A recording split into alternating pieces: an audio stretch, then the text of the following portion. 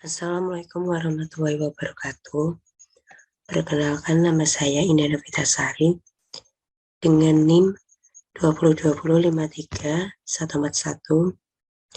Saya merupakan mahasiswa program studi Sistem Informasi Fakultas Teknik Universitas Muria Kudus. Di sini saya akan menjelaskan mengenai desain penelitian guna memenuhi tugas mata kuliah metodologi penelitian yang diampu oleh Bapak Arif Setiawan, Eskom MCS.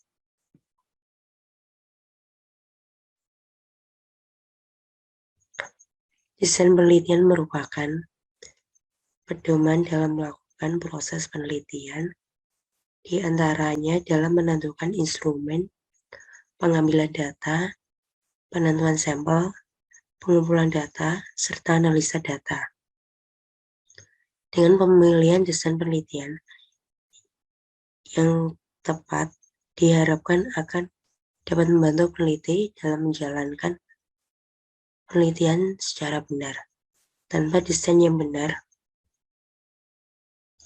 seorang peneliti tidak akan dapat melakukan penelitian dengan baik karena tidak memiliki pedoman penelitian yang jelas. Macam-macam desain penelitian.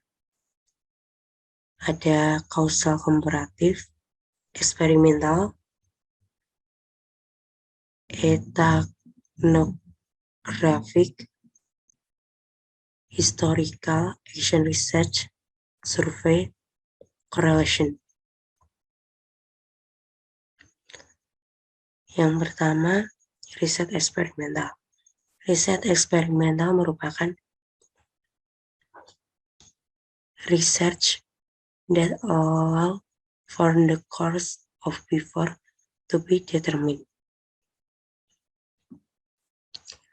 Untuk menggambarkan riset eksperimental, bisa dilakukan pada dua kelompok, di mana satu kelompok disebut kontrol tanpa diberi perilaku apapun, sedangkan pada kelompok kedua diberikan perilaku atau treatment. Diasumsikan kedua kelompok ini sama. Ada beberapa faktor yang terkait dengan penelitian eksperimental. Antara lain, 1. Independent variable merupakan faktor yang bisa dimanipulasi. Kedua, dependent variable adalah faktor yang tidak bisa dimanipulasi atau faktor tetap. Ketiga, experimental condition adalah grup atau kelompok yang merupakan manipulasi dari eksperimen. Yang keempat, control condition yang merupakan kumpulan grup yang tidak termanipulasi. Kelima, confounding variable. Misalnya cuaca, hama, kesuburan lahan, tapi tidak diukur namun harus disebutkan. Inilah yang disebut dengan batasan penelitian. Yang keenam, uncontrolled variable yang merupakan variabel yang diikuti dengan independent variable. Contoh 1. Misalnya penelitian eksperimental yang dilakukan pada 2 petak sawah. Pada petak sawah pertama tidak diberi pupuk, dan pada petak sawah kedua diberi pupuk. Contoh kedua, apakah ada pengaruh peningkatan hasil belajar mahasiswa yang menggunakan e-learning dengan yang tidak menggunakan e-learning? Bila adanya e-learning hasil lebih baik, maka benar adanya bahwa e-learning efektif meningkatkan proses pembelajaran. Berdasarkan dua contoh tersebut dapat diambil suatu argumentasi, yaitu 1. Eksperimen merupakan suatu prosedur di mana terdapat satu atau lebih faktor yang dimanipulasi dengan syarat semua faktor tersebut konstan. Yang kedua, pembanding atau kontrol di antara kedua contoh di atas disebut dengan eksperimental design, di mana ada penyebab yang berkorelasi dengan dampak.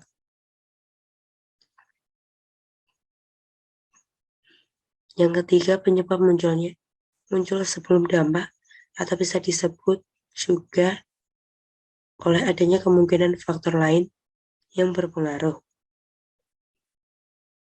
Contoh lainnya, perilaku yang diberikan pada 2 petak tanaman jagung yang diberi pupuk.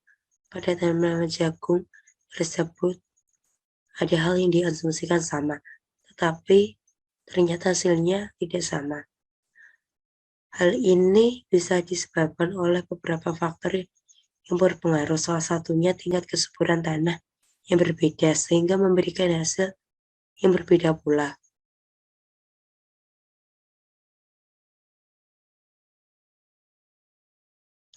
Inilah yang kita sebut sebagai kelemahan dari desain eksperimental. Terkadang asumsi yang digunakan merupakan dari dampak.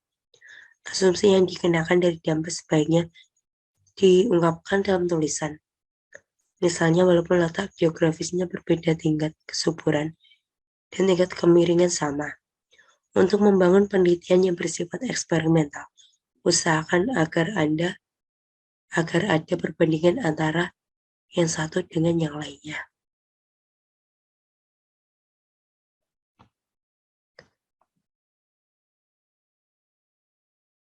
Dalam melakukan riset atau penelitian, tidak ada yang sempurna. Karena dalam penelitian terdapat hambatan-hambatan maupun batasan-batasan.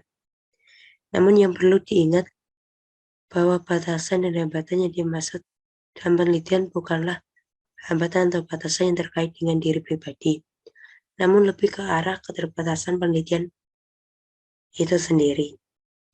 Misalnya karena penelitian ini cukup luas, maka penelitian yang dilakukan hanya dibatasi pada lingkungan tertentu saja.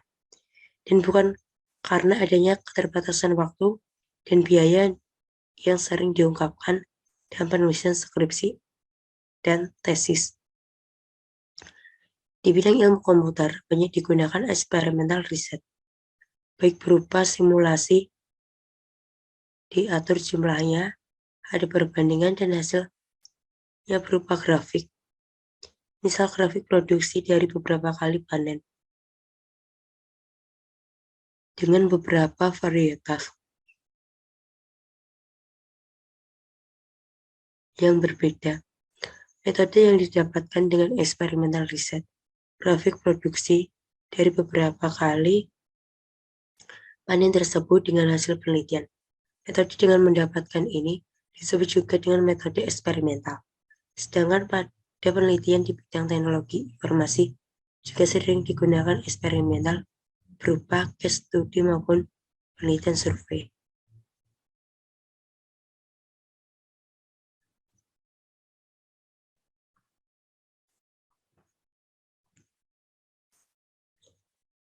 Dalam desain eksperimental juga terdapat hubungan sebab akibat. Hubungan sebab akibat ini terjadi jika dampaknya merupakan efek dari korelasi. Dampaknya menimbulkan efek, dan juga kita bisa mencari penjelasan dari hubungan sebab akibat. Misalnya untuk melihat hubungan sebab akibat antara sistem pembelajaran yang menggunakan e-learning dan tidak menggunakan e-learning.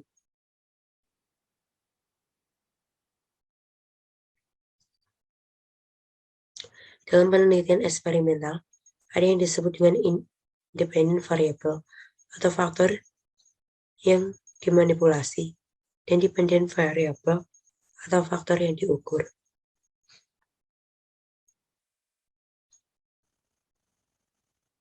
Misalnya 2 petak jagung, di mana perilaku yang diberikan beberapa pemupukan, sedangkan yang diukur adalah produksi jagung setelah panen. Pada faktor dimanipulasi atau pemupukan yang kita berikan 4 macam perilaku, misalnya 1, tanpa pemupukan, kadarnya 0. Kedua, pemupukan dengan kadar 0,5 kg, Yang ketiga, pemupukan dengan kadar 1,0 kg. Yang keempat, dengan pemupukan dengan kadar 1,5 kg.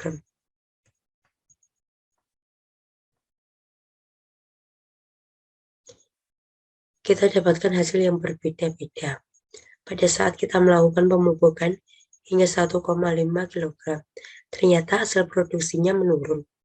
Ini berarti dalam grafik yang kita buat terdapat satu titik yang kita sebut dengan titik optimalisasi atau titik maksimum.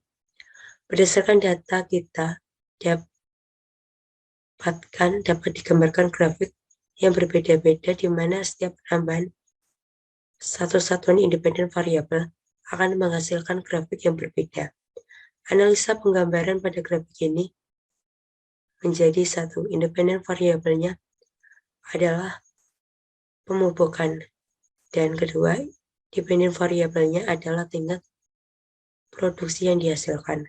Karena pupuk yang diberikan berbeda-beda, maka yang didapatkan hasilnya juga berbeda-beda. Kondisi penelitian eksperimental yang diberikan perilaku inilah yang kita sebut sebagai batasan dari penelitian. Yang kedua, kurasi eksperimental. Samakah dengan desain penelitian eksperimental? Kurasi eksperimental juga termasuk dalam eksperimental riset, namun tidak mempunyai kontrol. Kurasi eksperimental dapat diukur setelah adanya perilaku atau treatment. Misalnya pemasaran atau marketing, kita tidak bisa mengukur bahwa penjualan meningkat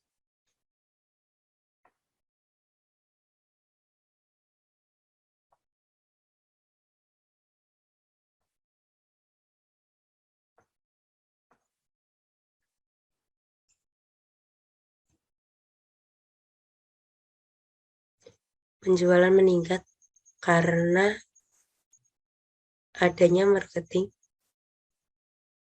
Sejak dahulu pun orang sudah melakukan marketing.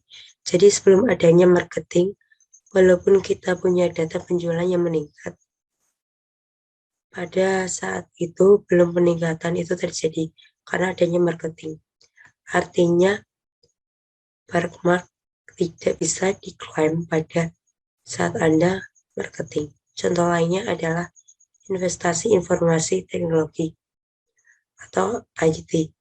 Juga untuk membandingkan bagaimana tingkat produktivitas sebelum adanya IT dengan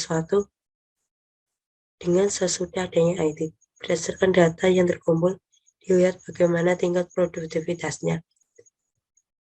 Apakah belum ada IT tingkat produktivitasnya pernah mencapai tingkat maksimum atau tidak. Kemudian juga dilihat bagaimana proses bisnisnya dan lain sebagainya. Biasanya data yang digunakan dalam penelitian ini adalah data kualitatif atau disebut one-shot post-test no control group atau tidak ada grup. Oke, sekian yang dapat saya sampaikan. Apabila ada kata-kata yang kurang berkenan, saya meminta maaf yang sebesar-besarnya.